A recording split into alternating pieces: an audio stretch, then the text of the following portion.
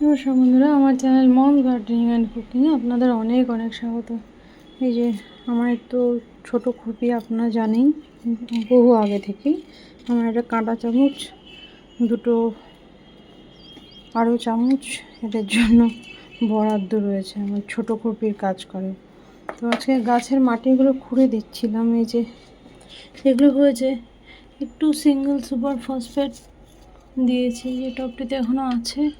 এগুলোকে খুঁড়ে খুঁড়ে দিচ্ছি। প্লাস্টিকের টব তো মাটিগুলো ঝট করে শুকোতে চায় না।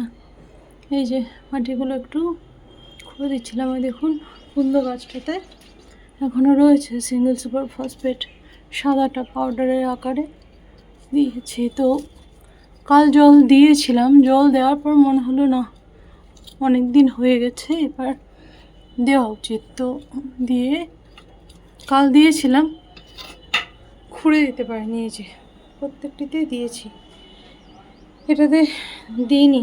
হ্যাঁ না দিয়েছি, সরি।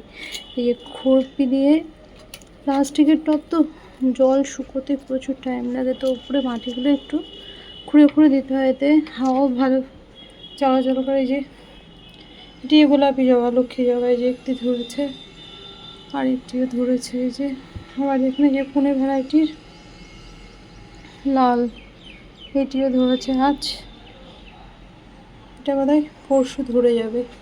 যাই হোক, এই